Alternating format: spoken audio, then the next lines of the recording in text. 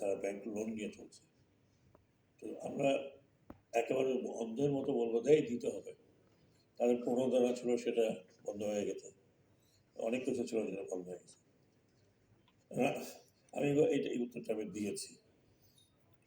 আমার কাছে তো আমি তো তখন বাইরে ছিলাম এবং এক ধরনের সকল বিশ্লেষকও ছিলাম, কিরণ জানে সবাই জানাজানি করতো আপনি কি মনে করেন বম্বে। তারপরে একটা ফিল্মও হচ্ছিল বলে রেশমা নামে কি একটা ফিল্ম হচ্ছিল।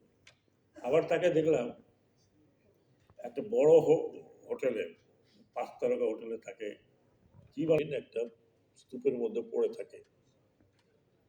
তিনি এত ফ্রেশ কাপড় চোপড়,